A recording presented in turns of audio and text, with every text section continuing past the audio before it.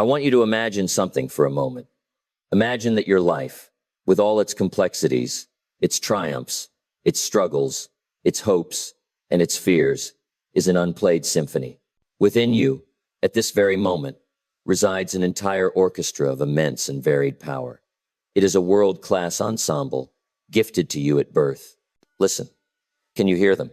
There is the thunderous, grounding percussion of your physical health, the very rhythm and heartbeat of your existence. There are the soaring, emotive strings of your mindset, the section that determines the emotional color and texture of your entire piece. There is the deep, resonant brass of your purpose, the powerful theme that announces your presence and gives your life its grand narrative. There are the intricate, agile woodwinds of your skills, capable of navigating the most complex passages of your work and your life. There is the precise, driving tempo of your productivity, ensuring that the entire piece moves forward with intention and grace. There is the rich, harmonious cello section of your relationships, providing the warmth, depth, and connection that makes the music meaningful. There is the expansive, commanding piano of your finances, capable of providing both delicate melodies of peace and powerful chords of impact. And finally, there is the ethereal, magical harp of your creativity, the instrument that allows for divine moments of improvisation and genius. All the instruments are there. The potential for a masterpiece, a symphony that will echo through the generations, is seated on the stage of your soul, waiting. But most people walk through their entire lives making noise, not music. They become obsessed with one instrument, to the tragic neglect of all the others. They are the frantic soloists of their own chaotic existence. They grab the violin of their career and they play it with a feverish, desperate intensity for 80 hours a week. The music is shrill and lonely, and behind them, the cello of their relationships lies in its case, its strings slack, its wood cracking from neglect. Or they become obsessed with the trumpet of their physical health. They polish it, they practice it, they build a magnificent and powerful instrument. But they do so in a concert hall with no lights, because they have neglected the grand piano of their finances, and they lack the resources to even turn on the power. They focus on one, maybe two areas of their life with a single-mindedness they mistake for discipline.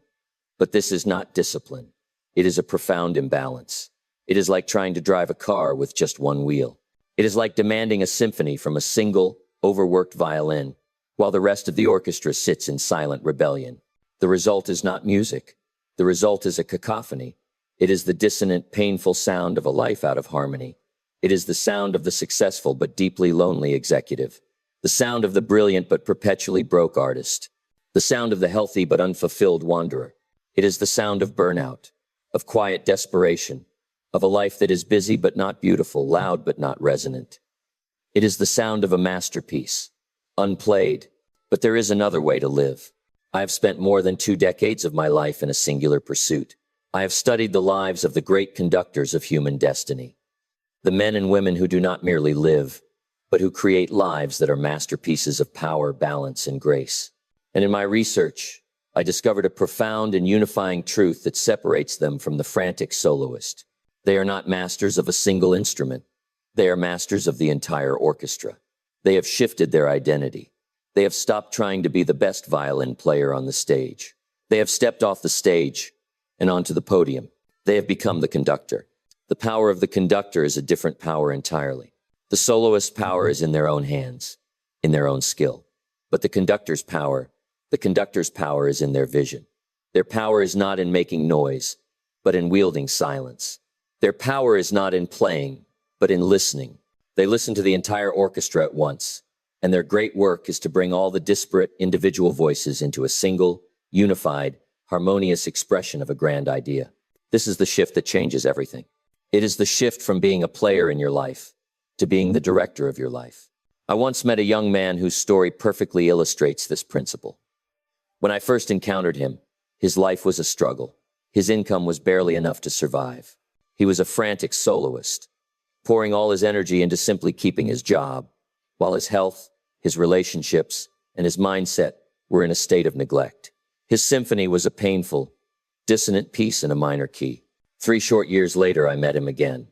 His income had multiplied nearly tenfold, but that was the least impressive change. He radiated a calm, centered power, His relationships were vibrant. His health was robust. His mind was sharp and clear. He was no longer making noise. He was making music. What was the difference? The world would call it luck. But it was not luck. It was architecture. He had not simply learned a new skill. He had adopted a new philosophy. In those 3 years, he had stopped being a frantic violinist and had stepped onto the podium. He had learned to conduct. He had learned that by dedicating a small amount of disciplined attention to each of the 8 great instruments of his life, every single day, he did not just add to his life, he multiplied it. The harmony created an exponential power that a single instrument could never achieve. This is the great secret. To move from addition to multiplication, to move from noise to music, to move from soloist to conductor. So, how does one step onto this podium? How does one learn to conduct the vast and complex orchestra of the self? It begins with the understanding that every great symphony is built upon 2 essential elements: the composer's score and the virtuoso's practice. Our time together today will be your first lesson in both. First, we will explore the composer's score. This is the inner world, the source code of your music. A score, no matter how brilliant, is silent until it is played. But without the score, there is no music to be made, only noise.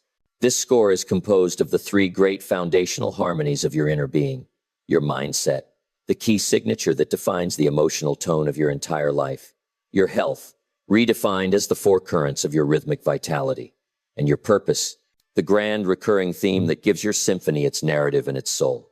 We must compose this score with absolute clarity before a single note is played. Next, we will turn our attention to the virtuoso's practice. This is the outer world, the instruments of action through which your score is brought to life. These are the daily, disciplined practices of the master musician. We will study the 3 instruments of execution: your skills, the technical mastery of your craft, your productivity, the rhythmic precision that turns effort into progress, and your relationships, the orchestral harmony that turns a solo performance into a collaborative masterpiece. And finally, when the score is clear and the practice is disciplined, we will listen for the resonant harmonies.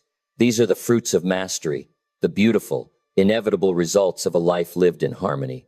These are the final 2 instruments that play almost by themselves when the others are in tune. Your finances, the supporting patronage that gives your music a hall in which to be heard, and your creativity, the improvisational genius that allows for moments of divine inspiration. This is the curriculum.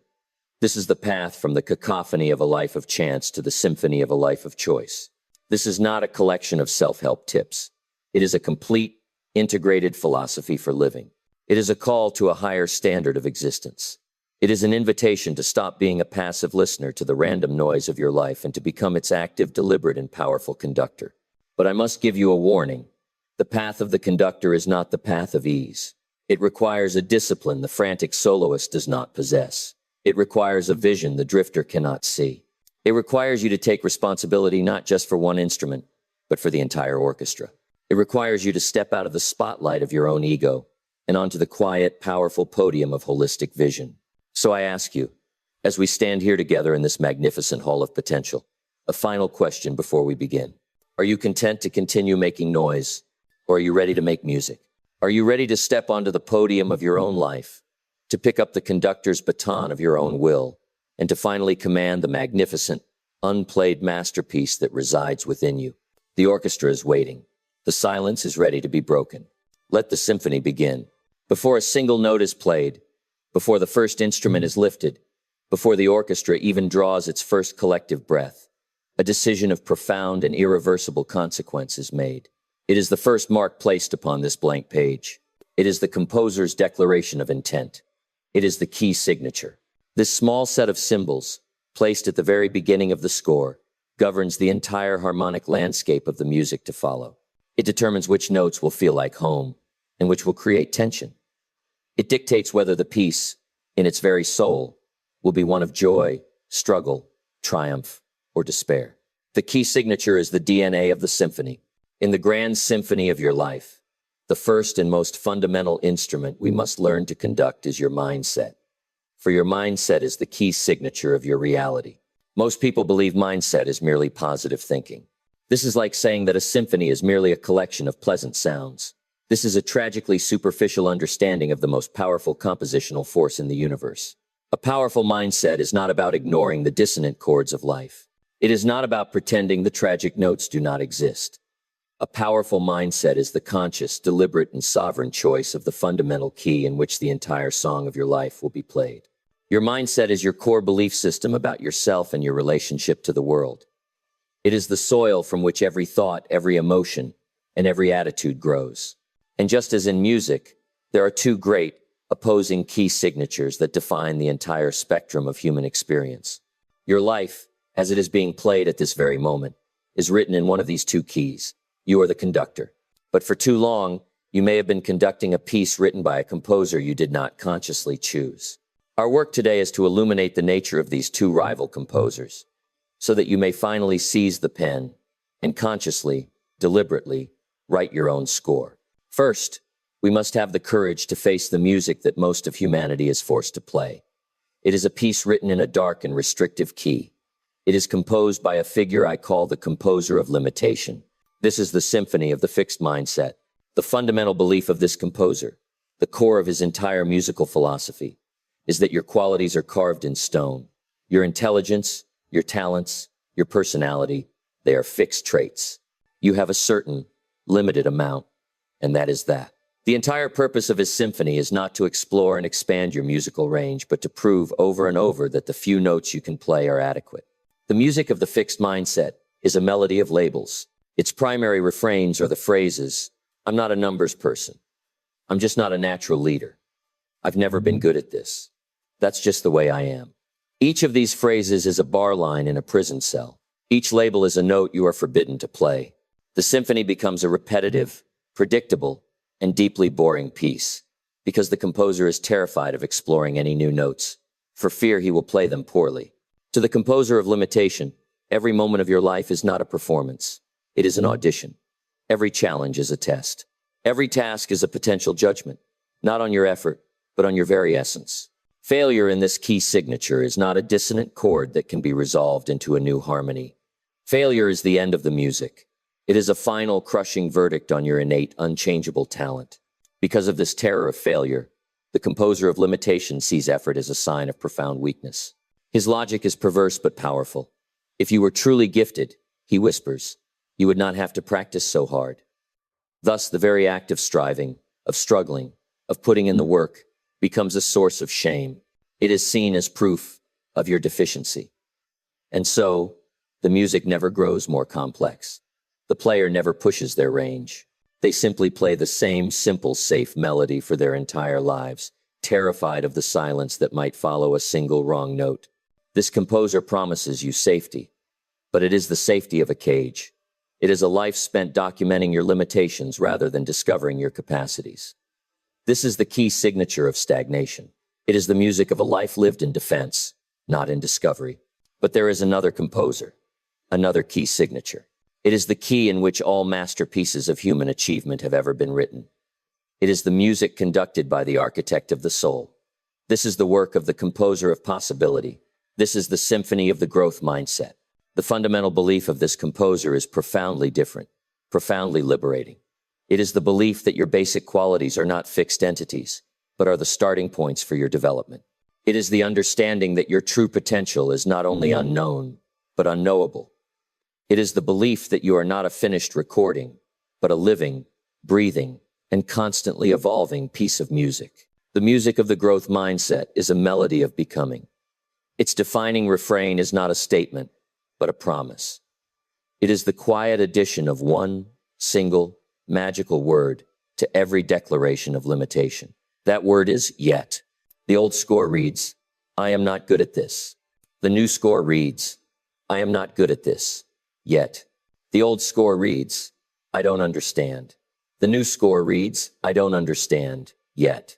The old score reads, I can't do it. The new score reads, I haven't figured it out yet. That one small word is the composer's ultimate tool of liberation. It transforms a period into a comma. It turns a prison wall into an open horizon. It reframes a final verdict into the exciting beginning of a new movement. To this composer, a challenge is not a test of your worth. It is an opportunity to expand your range. Failure is not the end of the music. It is a fascinating, dissonant chord, a moment of tension that, when studied, provides the very raw material for a more brilliant and beautiful resolution. It is feedback. It is data. It is the composer's most valuable teacher. An effort? To the composer of possibility, effort is not a sign of weakness. Effort is the very act of making music. It is the practice. It is the rehearsal. It is the joyful, sacred process by which the musician's fingers become more nimble, their breath more controlled, their understanding more profound. The struggle is not a sign that you are failing. The struggle is the very sound of your own growth. It is the sound of new neural pathways being forged in your brain. It is the music of you becoming more. This composer does not promise you a life without difficult passages. It does not promise you a performance without a single wrong note. It promises you something far greater. It promises you a life of constant, exhilarating, and infinite growth. It promises that the symphony of your life will never be finished, but will instead grow richer, more complex, and more beautiful with every single year you live. So, here you stand, at the podium. Before you are two scores, two key signatures, two composers offering to write the music of your life. The composer of limitation, with his safe, repetitive, and ultimately tragic dirge. And the composer of possibility, with his challenging, expansive, and ultimately triumphant anthem. For too long, you have been conducting the music that was handed to you, perhaps by your parents, your teachers, or your past failures. You have been conducting the music of the jailer. Today, you fire that composer. Today, you take the pen yourself. You are the conductor. And the conductor has the ultimate authority to choose the key. So how do we practice this? How do we, in the mundane reality of our daily lives, learn to compose and conduct in the key of growth? This is not an act of wishful thinking. It is a rigorous, daily practice of mental recomposition. It is a three-part daily rehearsal. First, you must become the attentive listener. You cannot correct a note you do not hear. Your first practice is to cultivate a state of mindful awareness. Your task is to simply notice, without judgment, when the old composer, the voice of the fixed mindset, begins to play its familiar, limiting melody. When you make a mistake and the thought, "I'm so incompetent," arises, you do not fight it. You simply notice it, as a conductor would notice a single violin playing out of key. You say to yourself, "Ah, there it is. The old key signature. Interesting." This act of detached observation separates you from the music. You are no longer the sour note. You are the conductor who hears it. This is the beginning of all change. Second, you must become the deliberate recomposer. It is not enough to simply notice a wrong note. You must write a new one. This is the act of challenging and rewriting your limiting beliefs. You must take the jailer's script and, with your own conscious pen, rescore it into the language of the architect. When the old score plays the line, "I failed," and this is devastating, you will pick up your pen and write a new line. "I have received valuable feedback. This is data for my next attempt." When the old score plays, "I don't have the talent for this," you will write, "I am currently in the process of developing the skills for this." When the old score says, "This is too hard, I should quit," you will write, "This is challenging, which means my abilities are expanding." Ingain. This is the daily, disciplined work. You are literally creating new thought patterns, new default responses. You are rewriting the score of your soul, one note at a time. Third, you must conduct the morning rehearsal. This is how you set the key signature for the entire day. This is the practice of success, thinking you heard about in the story of the struggling business owner. It is the act of deliberately tuning your orchestra before the performance begins. Every morning, for just 20 minutes, you take out your journal, your conductor's scorebook, and you compose 3 powerful themes for the day. 1. The theme of gratitude. Write down with absolute specificity what you are grateful for right now. This tunes the orchestra to the resonant key of abundance, not scarcity. 2. The theme of creation. Write down, with specificity, what you are excited about creating or contributing today. This gives the orchestra a clear and compelling melody to play. 3. The theme of mastery. Write down, with specificity, the primary challenge you will tackle or the problem you will solve today. This focuses the orchestra on a point of growth and triumph. Specificity is the magic here. It is the difference between a vague intention and a clear musical direction. This morning rehearsal is the most important performance of your day. It is the act of informing your day how its music will be played, rather than waiting to react to its noise. This is the instrument of mindset. It is the foundation of your score. It is the key signature that unlocks your potential or locks you in a prison of your own design. It determines everything.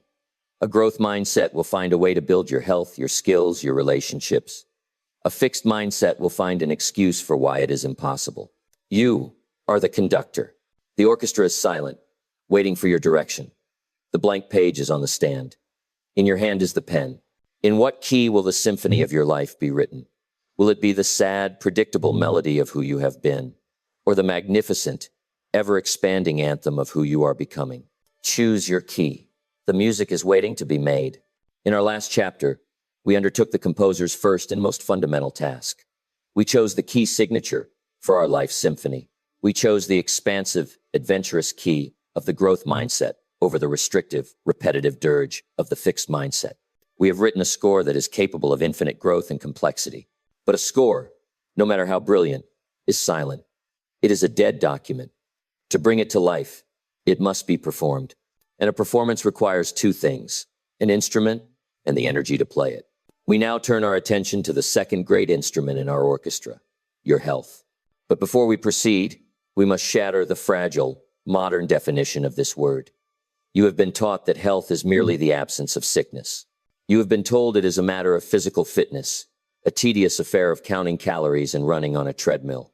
This is like saying that this Stradivarius in my hands is merely a collection of wood and string. It is a description that misses the very soul of the thing. Let us establish a new, more powerful definition. Health is not the absence of anything. Health is the presence of a vibrant, dynamic, and well-managed energy. Energy is the true currency of a high-performance life. It is more valuable than time. It is more valuable than money. For with an abundance of energy, you can always create more time and more money. But with no energy, even a life filled with endless hours and vast fortunes is a prison of exhaustion. Have you ever tried to make a wise decision when you are depleted? Have you ever tried to be creative when you are running on empty? Have you ever tried to connect with a loved one when your spirit is drained? It is impossible. You can have the most brilliant score ever written, but if the orchestra is exhausted, if the musicians are weak and unfocused, the performance will be a lifeless, pathetic failure. The great conductors of life, the masters of achievement I have studied, are not just masters of their time. They are, first and foremost, masters of their energy. They understand that their vitality is the foundation of everything else. It is the rhythmic pulse that drives the entire symphony. This is the instrument we must now learn to tune and to play with virtuosity. But it is not a single instrument. It is a quartet. To create a life of true, holistic health, you must learn to conduct the four distinct, yet interconnected, currents of your energy. The first, and most obvious, of these currents is your physical energy. This is the rhythm section of your orchestra. It is the raw, biological power of your body. It is the integrity of the instrument itself. A Stradivarius that is cracked, warped, or has frayed strings cannot produce beautiful music, no matter how skilled the musician. So it is with your body. To neglect it is an act of profound disrespect to the masterpiece you are trying to create. The mastery of physical energy is a symphony in 3 movements. The first movement is fuel. It is the simple daily discipline of what you put into your body. Are you fueling your magnificent biological machine with high-octane, nutrient-dense foods that create sustained energy and clarity? Or are you pouring cheap, dirty fuel into the engine, processed sugars, stimulants, and dead foods that create a quick, frantic burst of energy followed by a debilitating crash? This is a mundane, daily choice, a single brick, but its cumulative effect determines the very quality of your consciousness. The second movement is motion. The human body was not designed for a sedentary existence. It was designed to move. Motion is the act of tuning your instrument. It circulates blood, oxygenates the brain, and releases the very chemicals that create a positive, empowered attitude. This is not about punishing yourself in a gym. It is about the daily, joyful practice of using your body as it was intended. A brisk walk, a stretching routine, a dance, these are not chores, they are acts of musical expression. The third movement is stillness. This is the most neglected aspect of physical energy in our frantic modern world. An orchestra that plays without rests, without pauses, soon devolves into noise. A musician who never sleeps cannot perform. Sleep is not a luxury. It is a non-negotiable biological necessity for repair, for memory consolidation, for the very cleansing of the brain.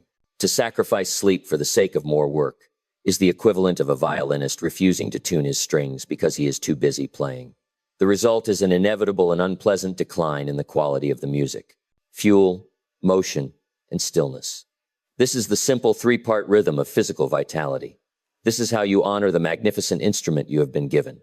But a strong instrument is useless in the hands of a scattered and unfocused musician. This brings us to the second current of energy, your mental energy. If physical energy is the raw power of the orchestra, mental energy is the conductor's focus. It is the woodwind section, precise, clear, and agile. It is your ability to direct your attention, your most valuable cognitive resource, like a laser beam onto a single, chosen object. We are living in an age of manufactured distraction. Your attention is the most valuable commodity on earth, and there are billion-dollar industries whose sole purpose is to fracture it, to steal it, to chop your focus into 1,000 tiny, useless pieces. The result is a mind that is perpetually in a state of what I call the cacophony of distraction. It is an orchestra where every musician is playing from a different sheet of music. It is a state of constant, low-grade mental exhaustion. A scattered mind cannot create. It cannot solve complex problems, and it cannot experience the deep fulfillment of focused work. The mastery of mental energy, therefore, is the art of defending your focus. It is a daily practice in two parts. The first is the construction of the fortress of focus. You must become a ruthless architect of your environment. An orchestra cannot perform a delicate adagio next to a noisy construction site. You cannot do deep, meaningful work in an environment filled with digital alarms, notifications, and interruptions. You must deliberately design periods of your day that are silent and sacred. Turn off your phone. Close the unnecessary tabs. Create a fortress where your mind can do its work, undisturbed. This is not an act of isolation. It is an act of profound respect for the importance of your mission. The second practice is the discipline of singularity. You must abandon the myth of multitasking. Multitasking is a lie. The human brain cannot focus on two cognitive tasks at once. What it does is switch rapidly between them, and each switch exacts a toll in the form of lost time, reduced accuracy, and depleted mental energy. The master conductor does not try to listen to the violins and the trumpets at the same time. They focus their attention, if only for a second, on a single section to ensure it is in harmony. You must do the same. When you are working on a task, work on that task only. When you are speaking with a person, speak with that person only. This discipline, this art of monotasking, will not just double your productivity, it will bring a profound sense of peace and calm to your mind. A strong body and a focused mind are a powerful combination. But without the heart, the music has no soul. This brings us to the third, and most deeply human, current of energy, your emotional energy. Your emotions are the string section of your orchestra. They provide the color, the texture, the passion, and the very meaning of your music. The word emotion itself means energy in motion. Your feelings are not random, inconvenient events that happen to you. They are powerful currents of energy flowing through you. The undisciplined person is a victim of these currents. They are tossed about on the waves of their own feelings, anger, fear, jealousy, resentment. Their emotional life is a dramatic, chaotic, and exhausting storm. The conductor, however, is not a victim of the music. They are its interpreter. They do not deny the dissonant chords of life. They do not pretend that anger or sadness do not exist. Instead, they learn to understand them, to harness them, and to resolve them into a greater harmony. This is the art of emotional intelligence. There are two types of emotional chords: dissonant emotions and resonant emotions. Dissonant emotions like fear, resentment, and chronic anger are low-frequency vibrations. They drain your energy, cloud your judgment, and damage your physical health. They are the sour notes that make the music painful to hear. Resonant emotions like love, joy, passion, and gratitude are high-frequency vibrations. They are expansive. They replenish your energy, enhance your creativity, and strengthen your immune system. They are the beautiful, harmonious chords that give the music its power to uplift and inspire. The daily practice here is not to suppress the dissonant chords. For what you resist persists. The practice is the art of the conscious pause. When you feel a dissonant emotion beginning to rise within you, a surge of anger, a pang of fear, your training is to insert a single, conscious breath between the stimulus and your response. In that sacred pause, you are no longer a reactor. You are an observer. You are the conductor, noticing that the string section is playing out of key. In that moment of observation, you ask a simple question. What is this emotion telling me? What unmet need or limiting belief is this dissonance pointing to? This act of conscious inquiry transforms you from a slave to your emotions into a student of them. You learn to see your feelings not as your identity, but as signals, as information. And with that information, you can then consciously choose to introduce a new, more resonant chord. You can choose a thought of understanding to resolve the anger. You can choose a thought of courage to harmonize the fear. This is the art of conducting your heart. Finally, we come to the deepest and most sustaining current of all. It is the energy that gives meaning to the physical, the mental, and the emotional. It is the deep, resonant drone of the double bass and the cellos that underpins the entire symphony. It is your spiritual energy. Spiritual energy, in this context, has nothing to do with religion. It has everything to do with connection to purpose. It is the energy you derive from being part of something larger than yourself. It is the quiet, unshakable strength that comes from knowing that the music you are making serves a grand and noble theme. A life without this energy is a grind. It is a series of technically proficient but soulless tasks. The work may get done, but the musician feels empty, for they do not know why they are playing. A life filled with spiritual energy is a mission. The very same tasks are transformed. The work is no longer a burden. It is a contribution. The challenges are no longer obstacles. They are part of the great, heroic story. Spiritual energy is the ultimate renewable resource. It is the fuel that will keep your orchestra playing with passion and conviction, long after your physical, mental, and emotional energies have begun to wane. The daily practice here is a simple act of remembrance. It is to take a moment, each morning, to connect with your North Star, your purpose. It is to ask the conductor's ultimate question. Does the music I intend to make today serve the grand theme of my life's symphony? This daily alignment infuses every mundane act with a sense of the sacred. And so, we see the complete quartet: physical, mental, emotional, and spiritual. They are not separate. They are a deeply interconnected system. Poor physical energy will drain your mental focus. Unmanaged emotional energy will sabotage your physical health. And a lack of spiritual energy will make all the others feel meaningless. The final practice, then, is the one that brings them all together. It is the conductor's daily report. It is the energy audit we spoke of. Every evening, you will take out your journal and you will reflect on these four currents, rate them, but more importantly, reflect on their interplay. My physical energy was low today, and I noticed my emotional patience was thin. I connected with my purpose this morning, and I found I had more mental focus all day. This is the act of the master conductor, listening to the entire orchestra, learning its nuances, and making the small daily adjustments required to create a life of ever-increasing harmony and power. Your health is not a single instrument. It is the rhythmic vitality of your entire orchestra. It is the foundation of your masterpiece. Neglect it, and your symphony will never be heard. Nurture it, conduct it with wisdom and daily discipline, and you will have the boundless energy to perform a symphony that will echo for a lifetime. In our preceding work, we have begun to compose the silent score of our lives. We have chosen the expansive, powerful key signature of the growth mindset, declaring that we are not a finished piece, but a symphony in a constant state of becoming.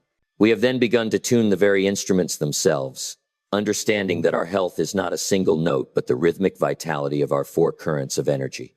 The score is ready. The orchestra is energized. And now, we must address the most profound question in all of music, in all of life. It is the question that separates a mere collection of technically perfect sounds from a masterpiece that can move the human soul. What is the theme? What is the grand, recurring melody, the central narrative idea that will weave through this entire composition, giving it shape, direction, and a reason to be played? This is the instrument of purpose.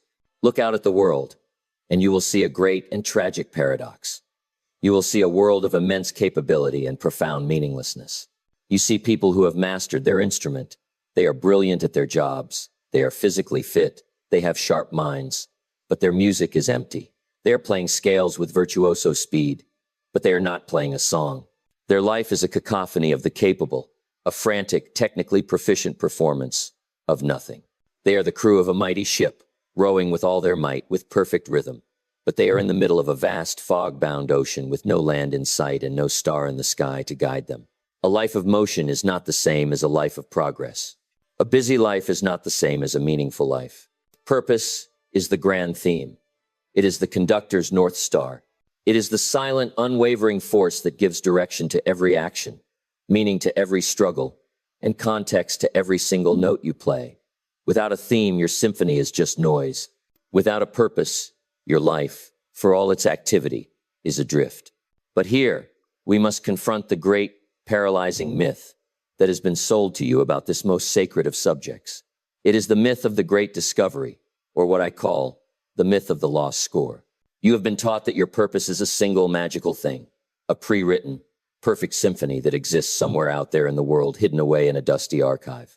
You have been told to find your purpose, and so the great, anxious search begins. You embark on a cosmic scavenger hunt, hoping to stumble upon the one true score that has your name on it. You try one career, listen to its melody, and say, no, this isn't it. You try another relationship, another city, another hobby. You dabble, you search, you wander, always listening for that one perfect, divine melody that will finally make your heart sing and give your life meaning. For most, this search becomes a source of immense anxiety and lifelong frustration. They live in a state of paralysis, afraid to compose their own music for fear that it is not the real music they were meant to find. They live their lives waiting for a revelation that never comes, while the silence of their own unplayed potential grows deafening. Let us put an end to this myth today. Purpose is not a lost score you must find. It is a blank journal. It is an unwritten masterpiece that you must compose. Purpose is not a destination. It is a direction. It is not a noun to be discovered. It is a verb to be lived. And it is not composed in a single, lightning flash of inspiration. It is composed, note by mundane note, in the quiet, disciplined practice of your daily life. So, if we are not to search for our purpose, how do we compose it? If there is no lost score to find, how do we write our own? We do it by ceasing to look outward and beginning to look inward. We do it by stopping the search for the grand, ultimate answer, and by starting to ask a series of small, powerful, daily questions. The grand theme of your life is not discovered in a mountaintop revelation. It is revealed in the patterns of your daily answers. The practice of composing your purpose is a daily discipline I call the Impact Journal. Every evening, without fail, you will open your conductor's scorebook, this blank journal, and you will become the composer. You will answer 3, and only 3, questions. But you must answer them with absolute, unflinching specificity. The first question you will ask is this: who did I help today? This is the theme of contribution. Purpose is almost never found in a self-centered pursuit. True purpose, the kind that fuels an extraordinary life, is found in service to others. It is found in the act of making your world, however small, a slightly better place. Your answer does not need to be grand. I helped a client solve a difficult problem. I offered a word of encouragement to a struggling colleague. I was patient with my child when I felt tired. Specificity is the key. Do not write, I was a good person. That is a vague and useless note. Write the specific act. In doing so, you are composing the melody of your impact on the world. You are discovering the unique way in which your energy flows outward to serve others. The second question is, what did I learn today? This is the theme of growth. A life of purpose is a life of constant evolution. This question connects your purpose directly to your growth mindset. It affirms that you are not a static being, but a dynamic one. Again, be specific. I learned a new technique in my craft. I learned a historical fact that changed my perspective. I learned a hard lesson about my own impatience from a mistake I made. Every day you learn something new, you add a new, more complex chord to your symphony. You are expanding your musical range. You are proving to yourself that your potential is not a fixed territory, but an ever-expanding horizon. The third and most subtle question is, how did I grow today? This is the theme of mastery, and it is different from what you learned. Learning is the acquisition of knowledge. Growing is the application of it in the face of resistance. It is about character. Today, I felt fear about making a phone call, but I made it anyway. Today, I felt the urge to complain, but I chose to find a solution instead. Today, I held my tongue when I wanted to speak with anger. This is the most intimate and powerful part of your daily composition. This is where you document the evolution of the musician himself. You are composing the story of your own becoming. Who did I help? What did I learn? How did I grow? When you begin this practice, the pages will feel empty. Your answers may seem small, insignificant, but you will persist. And after a month, you will look back through the pages and you will begin to see a pattern. You will see a melody taking shape. You will notice that your greatest joy comes from a certain kind of helping. You will see that your deepest learning is in a particular area. You will observe that your most significant growth is in overcoming a specific type of challenge. You are not finding your purpose. You are observing it as it emerges from the tapestry of your daily conscious choices. This journal becomes the raw material of your grand theme. You are not searching for the score. You are writing it one day at a time. This evening reflection is how you compose the score. But a conductor must also lead the orchestra in the moment. Therefore, you need a tool for real-time navigation. You need a way to consult your compass in the midst of the performance. This tool is a simple, powerful question you must train yourself to ask before every significant action. It is the conductor's question. Does this note serve the music? Before you speak, before you act, before you make a choice, you pause for a single, conscious breath, and you ask, does this action, this word, this brick I am about to lay, serve the grand theme of the person I am choosing to become? This question is your daily practice of alignment. It brings your North Star from the distant heavens right down into the chaos of your daily life. It transforms you from a reactive player into a conscious conductor. You are about to engage in an argument. You pause and ask, does this note serve the music of a life of connection and understanding? You are about to choose an hour of mindless distraction. You pause and ask, does this note serve the music of a life of growth and mastery? You are about to do your work with a lazy, half-hearted effort. You pause and ask, does this note serve the music of a life of excellence and contribution? This question simplifies everything. It is the ultimate filter for your decisions. If the note serves the music, you play it with your entire being. If it does not, you choose to play a different note. You choose silence. This is the act of conducting your life, moment by moment. It is how you ensure that the masterpiece you are writing in your journal is the one you are actually performing on the stage of your life. And this brings us to the ultimate, transcendent power of a purpose-driven life. A grand theme does more than just give your life direction. It gives your life harmony. It is the force that harmonizes all the other instruments in your orchestra. It harmonizes your mindset. For a grand purpose gives your growth mindset a compelling reason to grow. It harmonizes your health, transforming the discipline of caring for your body from a chore into a sacred duty to protect the instrument that must perform this great music. It harmonizes your skills, giving you a clear filter for which abilities you must master and which are mere distractions. It harmonizes your relationships, drawing to you the fellow musicians who resonate with your theme and quietly repelling those who do not. And most profoundly, a grand theme has the alchemical power to harmonize the most difficult and dissonant chords of life.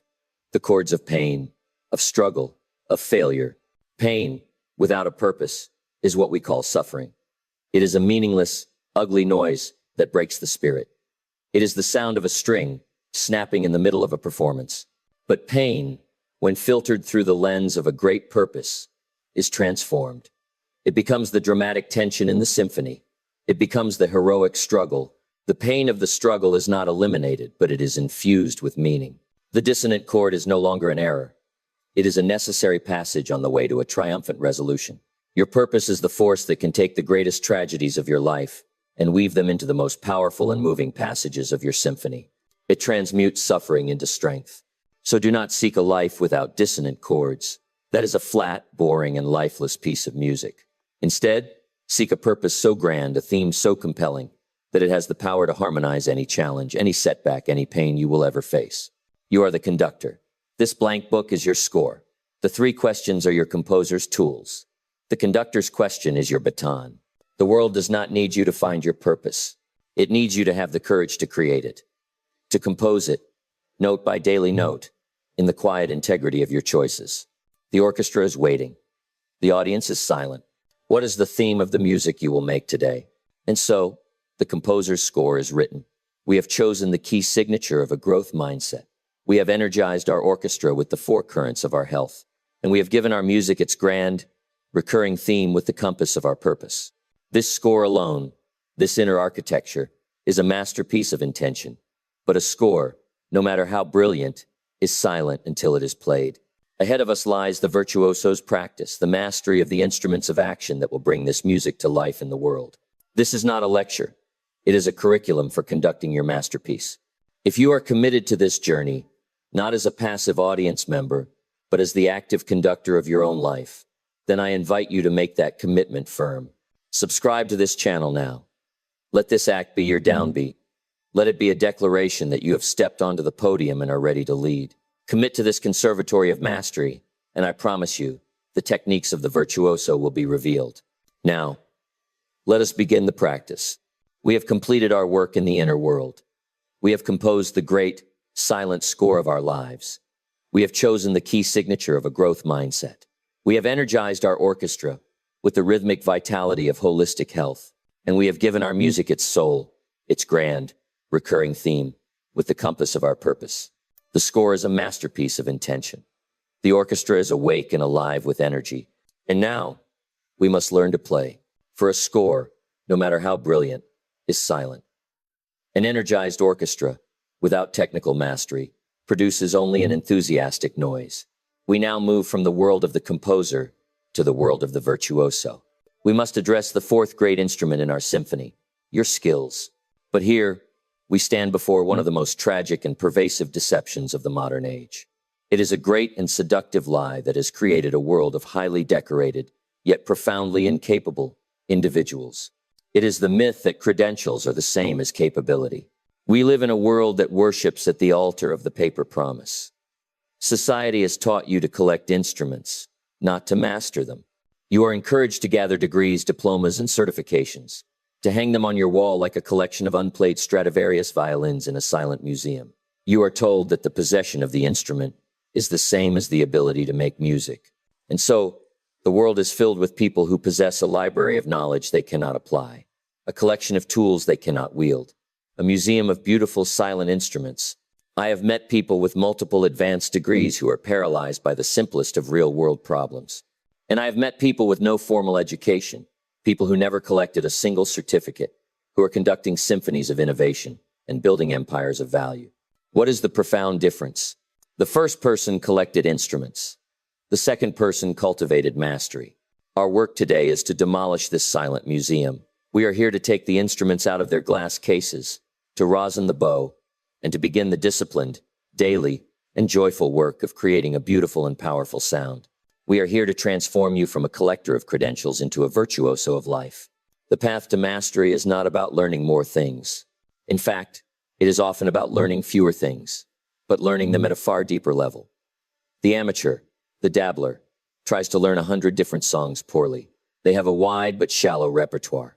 The virtuoso focuses on mastering the fundamental scales, the core techniques, the very physics of their instrument. And with that deep, foundational mastery, they can then play any song ever written, or better yet, compose their own. So it is with the skills of life. The undisciplined mind chases every new trend, every new hack, every new piece of software. They dabble in this, they dabble in that, accumulating a vast collection of superficial knowledge. Their skill set is a mile wide and an inch deep. The architect, the conductor, is a strategist. They understand that there are certain skills that are not merely skills in themselves, but are meta skills. They are high-leverage skills. What is a high-leverage skill? It is a skill that acts as a universal key. A person with 1,000 different keys can only open 1,000 specific doors. But a person who has mastered the art of lockpicking, a meta skill, can open any door. High-leverage skills do not just add to your abilities. They multiply your effectiveness in every other area of your life. To master your health, you need the high-leverage skill of discipline. To master your relationships, you need the high-leverage skill of communication. To master your finances, you need the high-leverage skill of decision-making. The secret to becoming a virtuoso of life, therefore, is not to learn everything. It is to identify the handful of high-leverage skills that provide the foundation for all the others, and to pursue their mastery with a singular, obsessive focus. This brings us to the great strategy for building your technical mastery. It is a principle I call the skill stack. Imagine you are a painter. You could spend your life collecting thousands of pre-mixed tubes of paint. You would have a vast collection, but you would be limited to the colors created by others. But what if, instead, you dedicated yourself to mastering the three primary colors, red, yellow, and blue, and then you mastered the principles of color theory, the art of mixing them? With that deep, foundational skill stack, you could create not 1,000, but an infinite spectrum of colors. You could create shades that no one has ever seen before. This is the power of a skill stack. You do not merely add skills, one on top of the other like a random pile of bricks.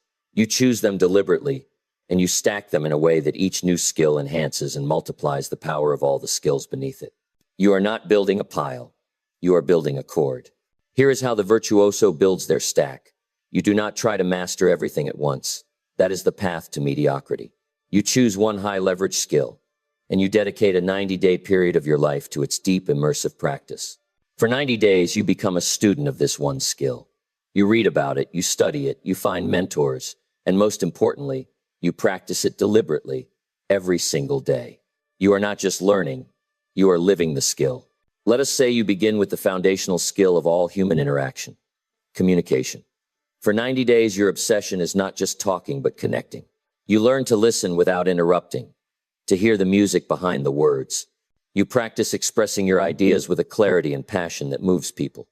You practice this skill in every conversation, every meeting, every email. At the end of those 90 days, you have not just added a skill, you have installed a new operating system. Now, you begin the next 90-day cycle, and you choose your next skill to stack upon the first. Let us say you choose problem solving. You now bring your masterful communication skills to this new practice. You are not just solving problems in your head. You are using your words to collaborate, to ask brilliant questions, to articulate complex solutions, and to enroll others in your vision. Do you see the multiplication? Your problem-solving ability is now 10 times more powerful because it is stacked upon a foundation of masterful communication. After another 90 days, you stack a third skill, decision-making.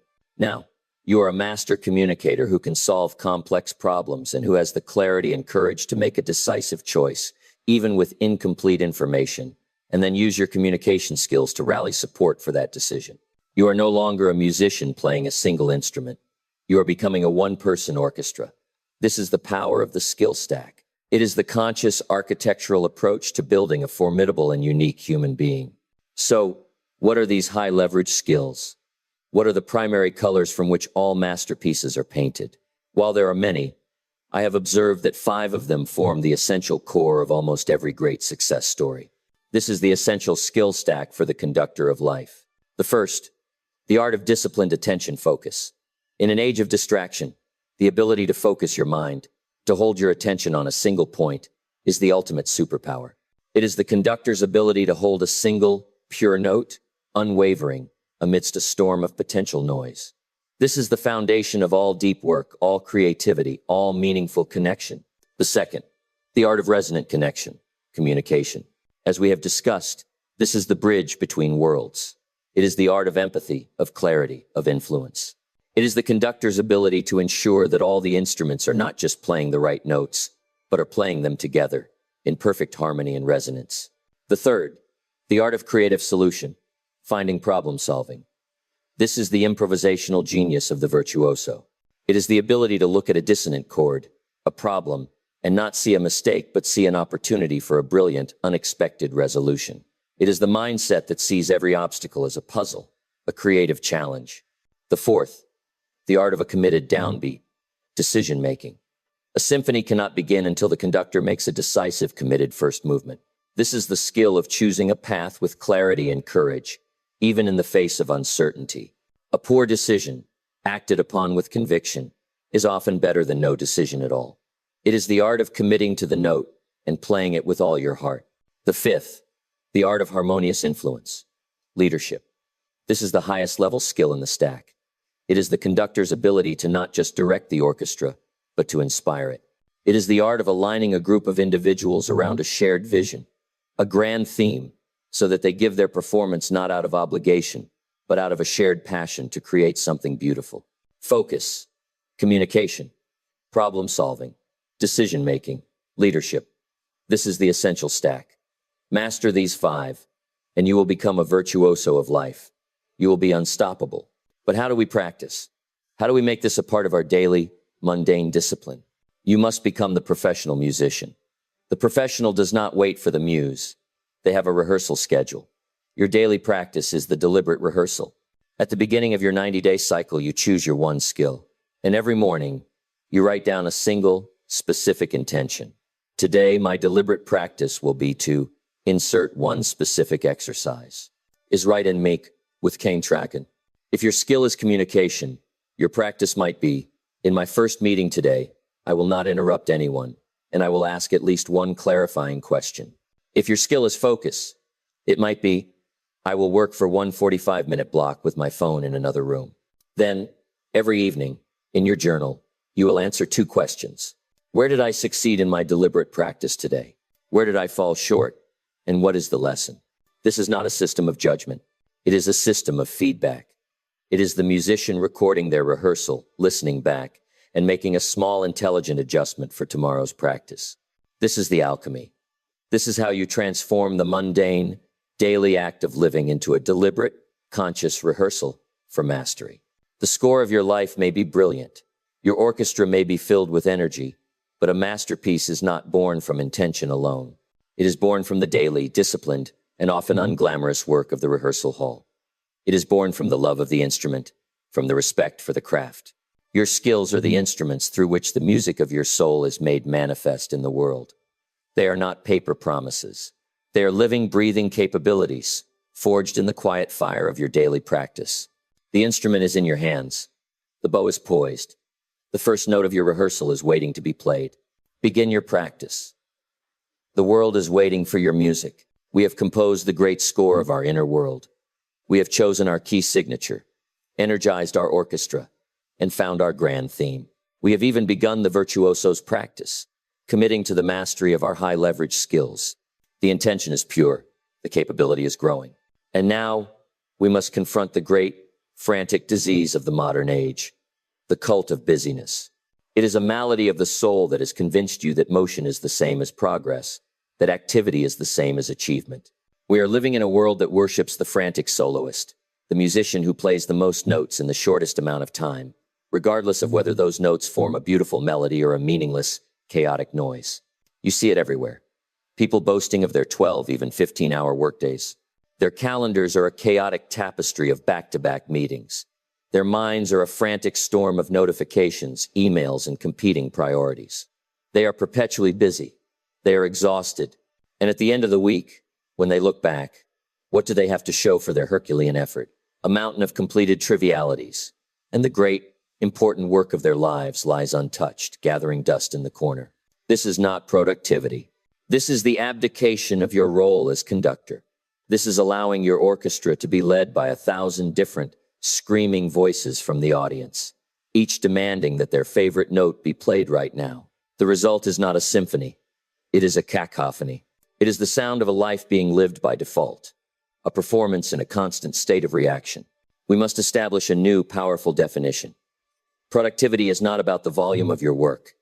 It is not about the hours you put in. Productivity is the rhythmic, precise, and deliberate application of your energy toward the accomplishment of what truly matters. It is not about playing more notes. It is about playing the right notes, at the right time, with the full, focused power of your entire orchestra. It is about moving beyond the frantic chaos of the soloist and embracing the calm, commanding tempo of the conductor. To become the conductor of your own productivity, you must first identify your great adversary. This enemy is not a lack of time. You have the same 24 hours as every great genius and leader in history.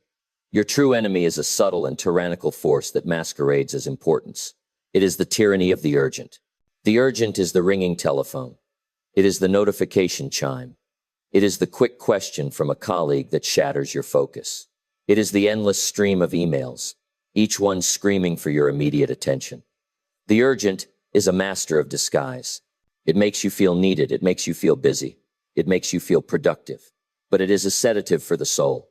It trades the deep, lasting satisfaction of meaningful accomplishment for the shallow, fleeting hit of completing a small, unimportant task. The truly important, however, rarely screams for your attention. The important whispers. The important is the deep, focused work on your life's grand theme. It is the difficult, strategic thinking that will solve your biggest problems. It is the quiet, uninterrupted time spent mastering a high-leverage skill. It is the sacred, present moment spent building a relationship with a loved one. The drifter, the frantic soloist, lives their entire life as a slave to the tyranny of the urgent. Their days are a chaotic series of reactions. They are a firefighter, constantly extinguishing small blazes, never realizing their own great cathedral is slowly burning down from neglect in the background. The architect, the conductor, understands the great secret. The urgent is not often important, and the important is not often urgent. Their entire system of productivity is designed with one purpose: to build a mighty fortress around the sacred, whispering space of the important, and to defend it ruthlessly from the screaming hordes of the urgent. So how do we build this fortress?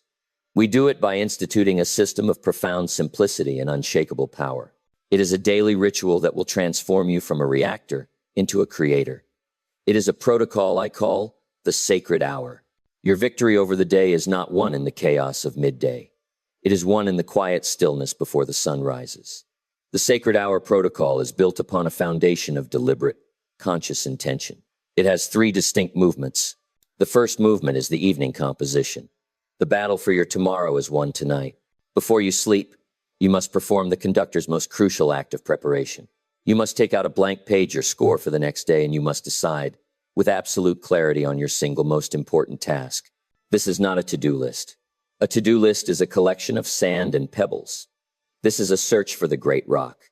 You must ask yourself, what is the one action that, if completed tomorrow, will create the most significant progress toward my grand theme, my purpose? You must identify the one brick that, if laid perfectly, will give the entire structure the most strength. You write this one task down, and then you close the book. You have composed your overture. You have given your subconscious mind its clear, marching orders for the night.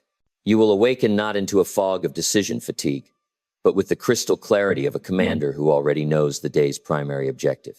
The second movement is the fortress of silence. The first hour of your workday, be it at dawn or later in the morning, is sacred. It is inviolable.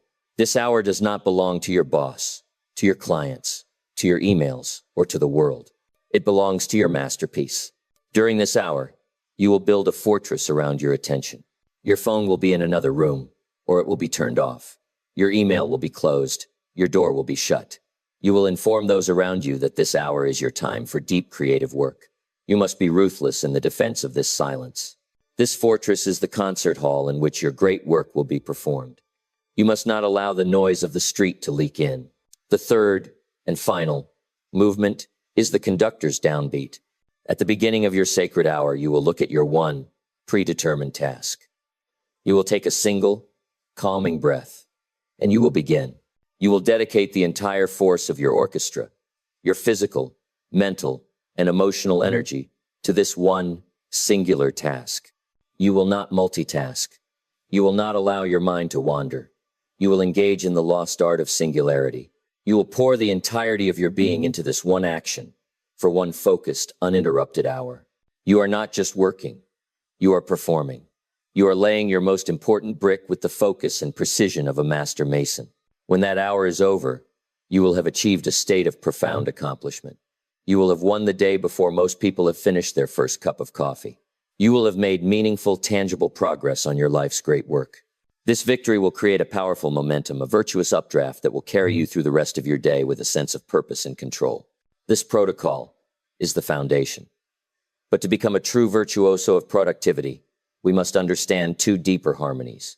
The first is the harmony of energy and tempo. An orchestra does not play at a frantic, maximum volume for 3 straight hours. It has movements. There are passages of intense power, and there are passages of quiet, delicate grace. The master conductor understands the energy of their musicians. You must learn to understand your own. This is the art of conducting your life in alignment with your natural energy cycles. Are you a musician who plays best in the bright, clear morning light? Then your sacred hour must be at dawn. Do you find your creative peak in the quiet stillness of the afternoon, or the deep focus of the night? You must become a student of your own rhythmic vitality. To schedule your most important work during your period of lowest energy is a recipe for frustration and mediocrity. Match your most important task to your highest energy. This is the art of working with the current of your own power, not against it. The second, and most forgotten, harmony is the profound power of the deliberate pause. A symphony without rests, without moments of silence, is not music. It is an assault. It is a relentless, exhausting wall of sound. The rests are what give the notes their meaning. The silence is what gives the sound its power. So it is with your life.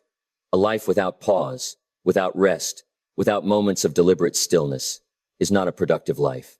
It is the path to burnout. Burnout is the sound of a string snapping from being held at too high a tension for too long. You must learn to conduct the silences. This is not about laziness. It is a strategic and vital part of the creative process. There is the quarter rest, the short, 5-minute pause you take after a deep 45-minute sprint of focused work. This is the moment the conductor allows one section of the orchestra to breathe while another prepares. It is in these small pauses that your subconscious mind consolidates information and makes creative leaps. And there is the whole rest, the deep, restorative periods of disconnection. The walk in nature. The time spent in hobbies completely unrelated to your work. The vacation where your mind is truly allowed to be fallow. This is not an absence of productivity. This is the period where the soil of your mind is being replenished, where the creative wells are being refilled. The greatest breakthroughs do not happen when you are straining at your desk.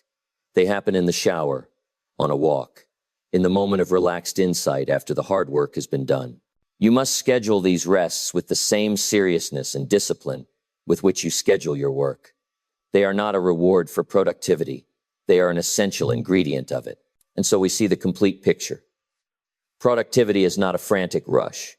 It is a beautiful rhythmic dance between intense, singular focus and deliberate, restorative rest. It is the wisdom to know when to play with all your might, and the even greater wisdom to know when to be silent. The metronome of your life is ticking, but you are not a slave to its tempo. You are its master. The baton is in your hand. Your sacred hour awaits. The urgent will always be screaming for your attention. Let them scream. The conductor is busy. He is making music. And the most important note of his entire symphony is the one he is about to play, right now. We have journeyed deep into the mechanics of mastery. We have composed our inner score with a growth mindset and a resonant purpose. We have energized our being through the four currents of our health. We have begun the virtuoso's practice, stacking our skills and commanding our tempo through rhythmic productivity. The score is brilliant. The instruments are tuned. The conductor is focused and precise. And yet, if our symphony proceeds from here, it is still a solitary performance. It is the sound of one man, playing all the parts in an empty hall. It may be technically perfect, but it is spiritually barren. It is a masterpiece without a witness, a triumph without a celebration. It is not yet a symphony, for a symphony is not a solo act. It is a collaboration. It is a living, breathing testament to the magic that happens when individual voices cease to be individual and blend into something greater than themselves. We now come to the instrument that gives our music its soul, its warmth, and its humanity. It is the instrument that transforms a cold performance into a moving experience. We must now learn to conduct the great, complex, and beautiful harmony of our relationships. And here, we must immediately correct a tragic and pervasive error in modern thinking. We have been taught to treat relationships as a separate category of life, a soft skill, something to be tended to after the real work of our career and personal ambition is done. We assume that good relationships will just happen naturally if we are a good person. This is a fatal miscalculation. It is the equivalent of a conductor believing that 100 musicians, left to their own devices, will spontaneously create a masterpiece. It will not happen. The result will be a cacophony of competing egos and dissonant intentions. Your relationships are not a footnote to your life's symphony. They are the orchestra. They are the living, breathing musicians who will play your score. The quality of your life's music can never, ever exceed the quality of the musicians you choose to surround yourself with, and the harmony you are able to cultivate among them. Most people's lives are a concert of casual acquaintances and comfortable, yet stagnant connections. They mistake quantity for quality, presence for partnership. Their orchestra is filled with musicians they did not consciously choose, playing a tune they did not intentionally compose. To become the master conductor of your life, you must first become a master of your orchestra. You must understand that there are 3 distinct sections to this orchestra, 3 levels of relationship, and each requires a different style of conducting. The first, outermost section, is the level of surface relationships. This is the largest section of your orchestra, the percussion and the background strings. These are your casual connections, your colleagues, your acquaintances, the people you know on a functional, basic level. Most people dismiss this section as unimportant. a source of small talk and social necessity. The architect knows that even here, harmony is essential. Your conduct in this section is a test of your character. It is the music you make when you think no one of importance is listening. Do you treat the person serving you coffee with the same respect as you would a wealthy investor? Do you move through these daily interactions with a spirit of quiet grace and integrity, or with impatience and disregard? This section may not play the main melody, but it creates the ambient sound of your life. A foundation of dissonant, disrespectful surface relationships creates a low-grade hum of negativity that infects your entire performance. But a foundation of harmonious, respectful surface relationships creates a resonant, positive atmosphere that attracts opportunity and goodwill.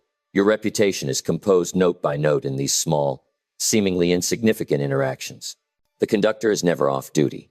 The second, inner circle, is the level of support relationships. This is your core ensemble. This is the string section, the woodwinds, the heart of your daily music. These are your friends, your family, your intimate partners, the people who know you best, who see you when you are not on the stage. This is the section that most people take for granted. They assume that because these musicians are here, they will always be here. They stop rehearsing. They stop tuning their instruments together. They allow the beautiful, complex harmony of love and friendship to devolve into a predictable, boring, and sometimes dissonant drone of routine. The health of this section is paramount. It is the source of your emotional energy.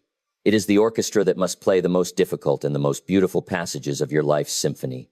To neglect this section is to allow the very heart of your music to grow weak and out of tune. The practice of conducting this section is nurturing. It is the daily, mundane act of laying the bricks of connection. It is the shared experience. It is the vulnerable conversation. It is the conscious choice to put down your phone and offer the sacred gift of your undivided attention. It is the art of listening not to reply, but to understand. It is the courage to apologize and the grace to forgive. Like a garden, if this section is not tended to daily, the weeds of resentment, misunderstanding, and distance will inevitably grow. But if it is nurtured, it becomes your sanctuary, your source of strength, the resonant chamber that amplifies your joy and absorbs your sorrow. And this brings us to the final and most potent section of the orchestra. It is the smallest, but it is the one that determines the ultimate quality of the entire performance. It is the level of growth relationships. These are your first chairs. These are your guest virtuosos. These are your mentors, your partners in vision, your mastermind alliance. These are not the musicians who comfort you. These are the musicians who challenge you. They are the ones who, by the sheer force of their own mastery, demand that you play at a higher level. This is the section of your orchestra that most people are missing entirely. They surround themselves with people who support their current limitations, not people who inspire their future potential. If you are the most talented, the most ambitious, the most visionary musician in your entire orchestra, you are not a conductor. You are a soloist in a mediocre ensemble, and your growth is finished. Let me tell you a story. I once knew a man who had been stuck in his career for 15 years. Same position, same income, same problems. His life's symphony was a single, repetitive, and deeply unsatisfying melody. He was a competent musician, but his orchestra, his circle of friends and colleagues, was composed entirely of other musicians playing the same sad song. They were a support group for mediocrity. Then, he made a conscious decision. He decided to become a conductor. He began to actively seek out and build growth relationships. He joined a mastermind group of people who were already playing the music he wanted to play. He found a mentor, a virtuoso conductor who had already achieved a grand symphony. He began to spend his time not with the people who commiserated with his struggles, but with the people who embodied his aspirations. And within 18 months, his entire symphony changed. His income doubled, but that was the least of it. His perspective shifted. He was no longer just playing notes, he was thinking in harmonies. He was no longer just doing better, he was being better. His new orchestra refused to let him play his old, tired song. Their very presence demanded a new, more powerful composition. Growth relationships are not about casual conversation. They are about mutual elevation. It is a sacred two-way street. You give, they give, and you both are lifted higher. Your growth relationships are the force that will pull you into your future. So, how do you conduct this complex and beautiful orchestra? How do you move beyond theory and into the daily, mundane practice of building a life of profound connection? You do it by instituting a daily rehearsal, a simple three-part system I call the Conductor's Upgrade Protocol. This is how you tend to all three sections of your orchestra every single day. The first act is the gift of unconditional value. This is how you harmonize your surface relationships and nurture your support relationships. Every day, you will find one opportunity to add value to someone's life without expecting anything in return. This is not about transactional networking. This is about becoming a source. The gift can be small, a helpful resource shared with a colleague, a genuine compliment offered to a stranger, a word of encouragement sent to a friend. When you become a person who consistently gives value, you become a center of positive gravity. You transform from a musician asking, "What can I get?" to a conductor asking, "What can I give?" This simple act, repeated daily, will change the entire harmonic frequency of your life. The second act is the practice of deep listening.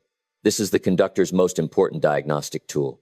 Every day, in one conversation, your deliberate practice will be to listen with the sole intent to understand.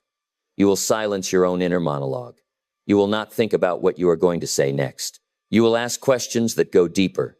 What makes you passionate about that? How did that feel? What is the biggest challenge you are facing with that? You will give that person the sacred gift of being truly seen and heard. In doing so, you will not only strengthen that relationship immeasurably, you will gain insights and wisdom that the frantic talker will never know.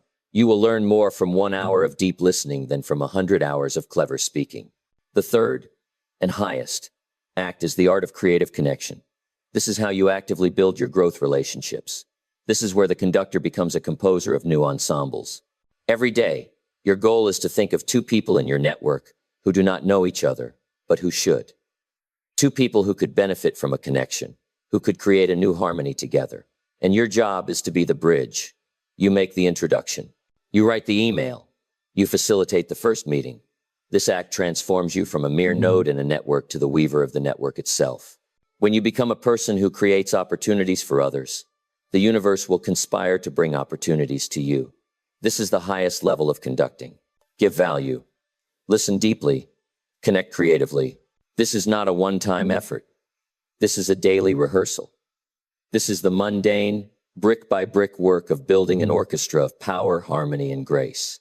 In the end, all the skills, all the productivity, all the personal ambition in the world are but a silent score if you have no one to share the music with. Your relationships are what give your life its resonance. It is not just about what you achieve, it is about who you achieve it with. It is about the harmony you create, the people you lift, the orchestra you conduct. For a life, like a symphony, is not measured by its volume or its technical difficulty. It is measured by its ability to move the human heart. And that is a feat that no soloist can ever achieve alone. We have journeyed through the great, deliberate work of the conductor. We have composed our inner score, tuning the very key signature of our mindset and the grand theme of our purpose. We have energized our orchestra, mastering the four currents of our health. We have then engaged in the virtuoso's daily practice, stacking our skills, commanding our productivity, and weaving the beautiful, complex harmony of our relationships. The score is written. The orchestra is practiced and in tune. A powerful, coherent, and beautiful music is beginning to be made. And now, we come to the final part of our symphony. We come to the fruits of our labor. These are not instruments you must struggle to play. These are the resonant harmonies, the beautiful, soaring melodies that begin to emerge on their own when the other 6 instruments are brought into a state of perfect, disciplined alignment. These are the results that the world sees and calls luck, talent, or genius. But you, the conductor, will know the truth. You will know that they are not accidents, but the inevitable, mathematical consequence of a life lived in harmony. We will now study the two greatest of these resonant harmonies, the harmony of abundance, which is your finances, and the harmony of genius, which is your creativity. Let us first speak of the instrument that so many are afraid of, that so many misunderstand, that so many have a relationship of profound anxiety with. Let us speak of your finances. We must begin by demolishing a great and corrosive myth. You have been taught that money is the goal. You have been taught that the purpose of the symphony is to earn the ticket sales. This is a tragic inversion of the truth. Money is not the music. To make it so is to compose a life that is technically proficient but spiritually bankrupt. But you have also been taught the opposite lie, that money is the enemy of art, that it is a corrupting force, that a noble life is one of spiritual pursuits, untainted by the vulgarities of wealth. This, too, is a profound falsehood. a convenient excuse for a lack of discipline and value creation. Let us establish the architect's definition. Money is not the music. Money is the concert hall. It is the patronage that allows your symphony to be performed. It is a form of stored energy, a tool, a magnificent servant.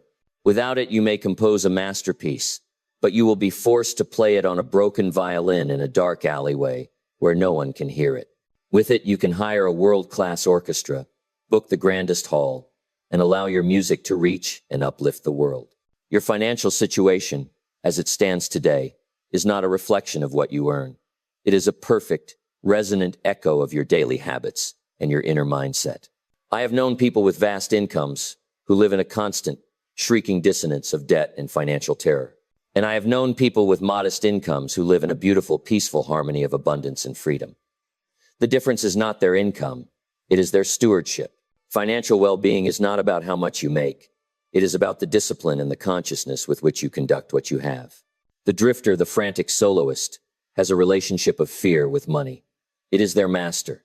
Their emotions rise and fall with the balance of their bank account. They live in a state of away from motivation, working desperately to get away from poverty, away from debt. It is a life of frantic, stressful noise. The conductor has a relationship of mastery. Money is their servant. Their emotional state is independent of their financial state. They live in a state of toward motivation, using their resources to move toward their grand theme, their purpose. It is a life of calm, deliberate composition. So, how does the conductor compose this harmony of abundance? They do not rely on luck. They do not wait for a single, grand inheritance or a lucky investment. They build their financial cathedral with the same principle we have used for everything else, brick by mundane brick. It is a daily practice of conscious stewardship, a system I call the conductor's ledger. It is a simple, three-part discipline. The first discipline is absolute awareness. You cannot conduct an orchestra with your eyes closed. You cannot conduct your finances if you do not know the score. This is the simple, often avoided practice of tracking every dollar that flows into and out of your life. This is not about creating a restrictive cage of judgment. It is the conductor's act of listening to each section of the orchestra. It is about gathering data. The brass section is playing a little too loudly here. The string section needs more resources there. When you track your spending, you are not restricting yourself. You are simply becoming aware of the music you are currently making. This awareness, this act of shining a light into the dark corners of your financial life, is the first and most crucial step to mastery. What gets measured gets managed. The second discipline is deliberate value creation. Your income is not something that happens to you. It is a direct reflection of the value you provide to the world. The soloist demands a higher wage for playing the same song they've always played. The conductor asks a different question. How can I make my music more valuable? The daily practice here is to find one small way to increase your value. This is not about asking for a raise. It is about earning one. It is the act of mastering a high-leverage skill. It is the act of solving a bigger, more interesting problem. It is the act of improving your service to your clients or your company. You do not chase money. You cultivate value, and money, as an inevitable byproduct, will chase you. Your income is a perfect echo of your contribution. If you want to change the echo, you must change the source of the sound. The third, and most powerful, discipline is conscious stewardship, which begins with the law of the seed. This is the ancient parable of the two farmers. From every harvest, the wise farmer first sets aside his best seed corn for the next planting season. Only then does he live off the rest. The foolish farmer consumes his entire harvest and is left with nothing to plant. This is the law of pay yourself first. From every dollar that enters your life, a portion of it is not yours to spend. It is your seed corn. It belongs to your future self. It is the patron that will fund your future symphonies. You must, as a daily and weekly discipline, set aside this portion first, before any other expenses. This single act, practiced with unwavering consistency, is the mathematical path to financial freedom. It transforms you from a consumer into an owner, a creator, a steward of your own ever-growing abundance. Awareness, value creation, stewardship. This is the three-part harmony of financial mastery. It is not a get-rich-quick scheme. It is the slow, steady, compounding discipline that builds a foundation of profound peace. This peace is the patronage that funds your life's great work. It is the silent concert hall in which your masterpiece can finally be heard. And now we come to the final, most ethereal and most beautiful resonant harmony of all. If finances are the grand concert hall, creativity is the divine, improvisational solo that brings the audience to its feet in breathless awe. It is the moment of magic. It is the spark of genius. It is the beautiful, unexpected melody that was not written in the score, but which feels so perfectly right that it seems as if it were divinely inspired. And here we must confront the final great myth, the myth that you are not a creative person. This is perhaps the most tragic lie the composer of limitation has ever written. You have been taught that creativity is a mysterious gift, a magical talent bestowed upon a select few. The artists, the musicians, the poets. Let us be clear. Creativity is not about art. It is the highest and most practical form of problem solving. It is the ability to look at the same set of notes as everyone else and to arrange them into a new and beautiful harmony. It is the ability to see a solution where others see only a dead end. In our world of unprecedented change and complexity, creativity is not an optional accessory for the artistic. It is the essential, core survival skill for the architect of life. It is the difference between being a victim of the future and being its creator. But here is the secret. That divine, improvisational solo is not an accident. It is not a random flash of lightning. Genius is the beautiful, inevitable byproduct of 1,000 days of disciplined practice. The virtuoso can improvise a breathtaking solo not because they are magically gifted, but because they have practiced their scales, their arpeggios, their fundamentals 10,000 times. Their mastery of the structure is so complete that they have earned the freedom to play beyond it. Creativity is a muscle. It is not a gift you are given. It is a strength you build. And like any muscle, it is strengthened through the simple, mundane, daily practice of lifting weight. The practice here is a protocol I call the conductor's idea protocol. The drifter waits for inspiration. The conductor cultivates it. The protocol is simple. Every single day, you will take out your journal and you will write down 10 ideas. That is it. But there are crucial rules to this practice. First, the ideas do not have to be good. In fact, most of them will be terrible. This is not only acceptable, it is the entire point. The goal is not to produce a list of brilliant, world-changing ideas. The goal is to exercise the idea muscle. You are teaching your brain to sweat. You are forcing it to move beyond the first, obvious, cliché answers and to dig deeper into the well of possibility. You are giving your mind a daily workout. Second, the ideas can be about anything. Ideas for your business, ideas to improve your health, ideas to solve a problem in your relationship, ideas for a book, absurd ideas for inventions. The subject does not matter. The act of generation is what matters. What happens when you do this every day? For the first week, it will be difficult. By the second week, it will be excruciating. Your brain, lazy from disuse, will protest. But then, something miraculous will begin to happen. Your mind will begin to adapt. It will start working in new ways, even when you are not at your desk. You will be on a walk or in the shower, and suddenly an idea, a genuine, exciting, powerful idea will flash into your mind. You have trained your subconscious to become a solution-finding machine. You have turned on a silent, powerful engine that is always working in the background, connecting disparate concepts, seeing new patterns, looking for ways to improve, to innovate, to create. This daily practice turns you into an improvisational genius in your own life. When the unexpected happens, when a string breaks mid-performance, when a musician plays a wrong note, the undisciplined conductor panics. But you, the conductor who has practiced the art of idea generation every single day, will see it not as a crisis, but as an opportunity. Your mind, now trained and flexible, will instantly see 10 different ways to harmonize that wrong note, to turn the mistake into the most beautiful and memorable part of the entire symphony. This is creativity. It is not magic. It is mastery, earning its freedom. It is the resonant harmony that allows you to not just perform your score, but to dance with it, to play with it, and to infuse it with the divine spark of your own unique genius. And so, the symphony is complete. The resonant harmonies of finances and creativity are the great rewards. They are the beautiful music that fills the hall. The first gives you the freedom and the peace to perform your masterpiece. The second gives you the genius to make it unforgettable. They are not things you chase. They are the echoes that return to you when you have done the deep, quiet daily work of conducting the first 6 instruments in perfect orchestral harmony. And so, the symphony is complete. The final note has been played. The echo has faded into the rafters. The silence that remains is not an absence of sound, but a presence of meaning. Together, we have journeyed through the entire composition of a masterful life. We did not merely listen to the music, we composed it. We did not merely observe the orchestra, we learned to conduct it. We began with the great, silent score of the inner world. We stood before the blank manuscript of our lives and made the composer's first defining choice. We chose the expansive, powerful key signature of the growth mindset, declaring to the universe that our symphony would be one of infinite becoming.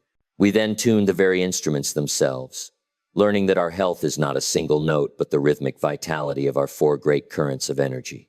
And we gave our music its soul, its grand, recurring theme, by calibrating the unwavering compass of our purpose, transforming a life of motion into a life of meaning. With the score written, we turned to the disciplined work of the orchestra and the virtuoso's practice.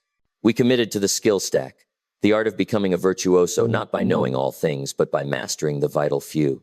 We learned to command the tempo of our days, embracing the rhythmic precision of true productivity and building a fortress against the tyranny of the urgent.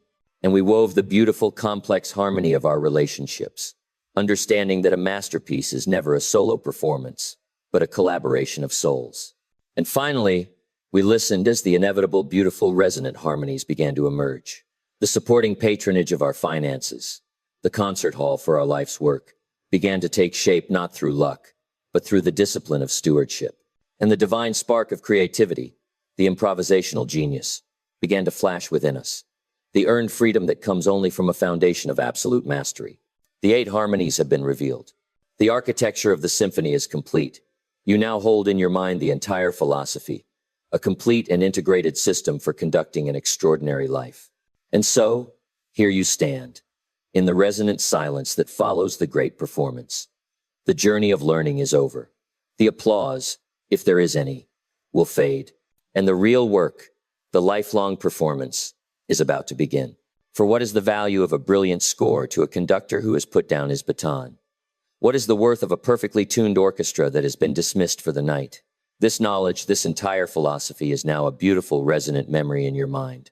But a memory is a ghost. It is a powerless echo of something that was once alive. The decision you make in this moment, as you prepare to leave this concert hall and re-enter the world, will determine whether this symphony was a fleeting entertainment or the permanent overture to the rest of your life. Let us speak with perfect, unflinching honesty. The person who began this journey with me is not the same person who is listening to this final charge. A new key signature has been introduced into the music of your soul. A seed of possibility has been planted. And once a mind has been stretched by a new harmony, it can never return to its old cramped dimensions. You now know that you are not a single frantic instrument.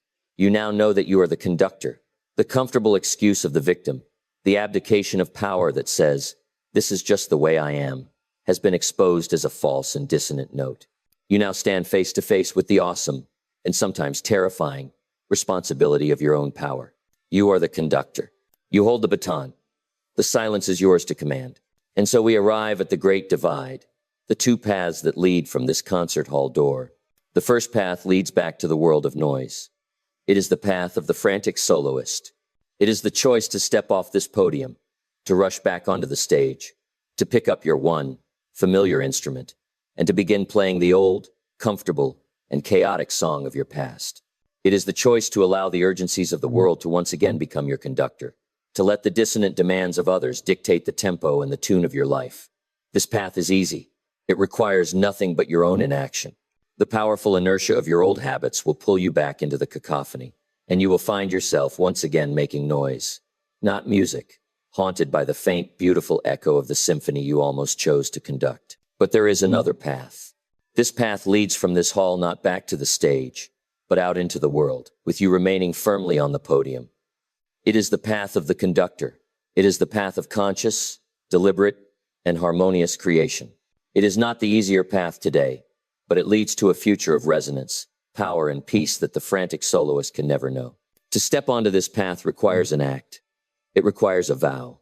It requires you to pick up the baton not as a temporary prop in a lecture, but as the permanent scepter of your own inner sovereignty. This is your final call to action. It is a call to make the conscious decision to become the conductor of your life for the rest of your life. This is not a metaphor. It is a new identity. First, you must make the conductor's vow. This is a silent, solemn promise you make in the temple of your own mind. It is the moment you officially retire the frantic soloist and assume the full title and responsibility of maestro of your own existence. Repeat these words with me now, in the stillness of your own heart. From this day forward, I am the conductor. I will no longer be a single instrument, but the harmonizing vision for the whole. I will no longer react to the noise of the world, but will instead conduct the music of my own choosing. My life is my symphony. My choices are my composition. The performance begins now. A vow, no matter how sincere, is a silent score. It is powerless until it is expressed in the first physical downbeat of the baton. A symphony does not begin with a crash of cymbals. It begins with a single, decisive, committed movement from the conductor. This is your first downbeat. Your vow must be grounded in an immediate, mundane act of beginning. Do not try to perform the entire symphony tonight. That is the path to overwhelm and failure. Your task is to play the first, perfect note. Right now, before this moment passes, you will decide on your first act as conductor. It will be a single, small, disciplined action that you will complete before your head hits the pillow tonight. Will you compose your impact journal for the first time? Will you conduct an energy audit? Will you write your 10 ideas for the idea generation protocol? Will you identify your sacred hour task for tomorrow morning? Choose one, just one. This small, mundane act is your downbeat. It is the physical signal to your entire orchestra, to your subconscious mind, to the universe itself, that a new conductor is on the podium and a new piece of music has begun. This single, small act of integrity is more powerful than 1,000 hours of passive inspiration. And finally, you must begin to build your audience and your orchestra. A conductor does not hoard their music. Their purpose is to share it. Therefore, your first act of leadership is to share this philosophy. Think of one person in your life who is living in a state of cacophony, a frantic soloist who needs to hear that they, too, can become a conductor. By sharing this message, you are not just sending a link, you are extending an invitation to join your orchestra. You are beginning to create the resonant harmony of your relationships. And for your own continued practice, for your own seat in this great global conservatory, make your commitment to the craft permanent. Subscribe to this channel. Let it be your rehearsal hall, a place to return to study the score, to refine your technique. Join a fellowship of conductors, all working to bring their own unique masterpiece to life. A year from now, you will wish you had started today. But today is here. The moment is now. The 8 harmonies of your life are not separate. They are one. Your health is the rhythm of your productivity. Your relationships are the harmony of your purpose. Your mindset is the key signature of your entire reality. To conduct a life of mastery is not about achieving perfection. It is about the daily, disciplined pursuit of harmony. It is about the courage to listen to the dissonance and the wisdom to gently, patiently guide your orchestra back to the beautiful, resonant theme of your own choosing. The score of your life is not a fixed document. It is a living composition. The most beautiful passages have not yet been written. The most triumphant movements have not yet been played. The great concert hall of your future is silent, waiting. The orchestra of your potential is seated, instruments poised, their eyes fixed on you. In your hand, you hold the baton. It is your will. It is your choice. It is your power. The silence is waiting for your masterpiece. Pick up your baton and begin.